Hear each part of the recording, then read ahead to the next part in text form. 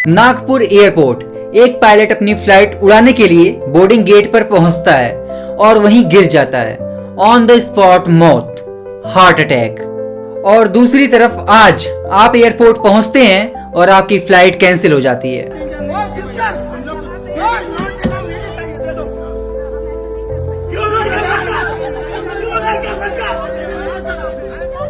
आपको लगता है यह आपका बैड लक है या फिर घना कोहरा।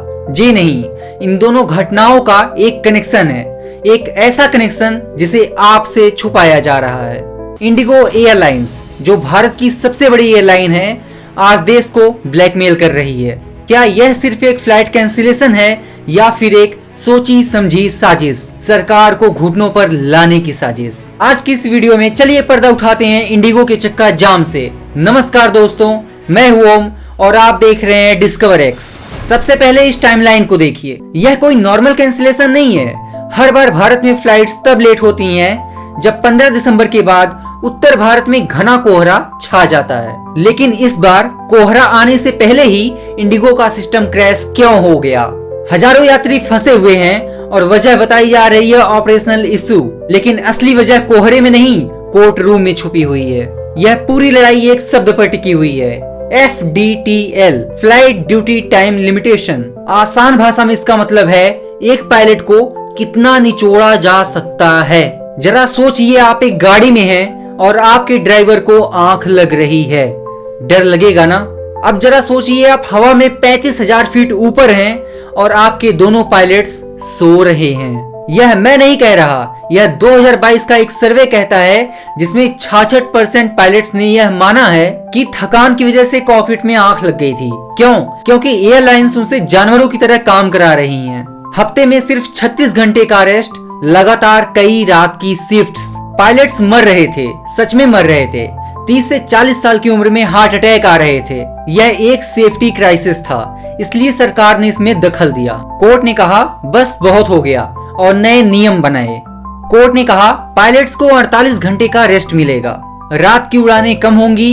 यह सब आपकी सुरक्षा के लिए था, लेकिन इंडिगो के लिए यह उनके मुनाफे पर एक हमला था। और यहीं पर यह कहानी एक बिजनेस स्कैंडल बन जाती है। इंडिगो को पता था कि नए नियम आ रहे हैं और उनके पास तैयारी करने के लिए महीनों का वक्त था। उन्हें बस ज्यादा पायलट्स भर्ती करने थे, लेकिन एक्सपर्ट्स का मानना है कि उन्होंने ऐसा नहीं किया। क्यों? आखिर क्यों? उन्होंने आर्टिफिशियल कमी पैदा की। इसे कहते हैं आर्म ट्विस्टिंग टैक्टिक, मतलब सरकार का हाथ मरोड़ना। लॉजिक बहुत खतरनाक है। इंडिगो का मानना है कि अगर हम फ्लाइट्स कैंसिल करेंगे तो जनता परेशान होगी, और जनता जब परेशान होगी तो वह सरकार को गाली देगी, और सरकार तब दबाव में आकर कहेगी भाई जो करना है वो करो, बस फ्लाइट्स उड़ाओ। इंडिगो ने वही किया जो बस यूनियन करती है, चक्का जाम। लेकिन सड़क पर नहीं, आसमान में। उन्होंने आपको और मुझे मोहरा बनाया। और दुख की बात तो ये है कि उनका प्लान काम कर गया। प्रेशर में आकर DGCA ने घुटना टेक दिया।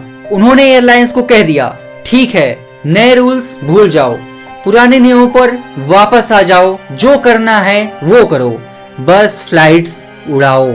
इसका मतलब समझते हैं आप? इसका मतलब है कि जब आप अगली बार फ्लाइट्स में बैठेंगे तो हो सकता है कि आपका पायलट पिछले 24 घंटों में ठीक से ना सोया हो और उसे कॉकपिट में आंख लग रही हो। सरकार ने पैसेंजर की सुविधा के लिए पैसेंजर की जान का सौदा कर दिया। तो दोस्तों, अगली बार जब आपकी फ्लाइट्स कैंसिल हो तो काउंटर पर खड़े होकर उस कर्मचारी पर मत चिल्लाना, वो भी इसी सिस्टम का मारा हुआ है। गुस्सा उन पर निकालिए जो AC कमरों में बैठकर गेम खेल रहे हैं। यह इंडिगो का एक मास्टर स्ट्रोक हो सकता है, लेकिन हम सब यात्रियों की यह एक हार है। हमें मांग करनी होगी। हमें सिर्फ एक सस्ती फ्लाइट नहीं चाहिए, हमें एक सुरक्षित फ्लाइट चाहिए। इस वीडियो को इतना शेयर करो कि यह वीडियो एविएशन मिनिस्ट्री तक पहुंचे। अगर आप एक सेफ फ्लाइट चाहते हैं तो कमेंट में सेफ्टी फर्स्ट जरूर लिखें। मैं मिलूंगा आपसे अगले वीडियो में एक और सच के साथ। जय हिंद।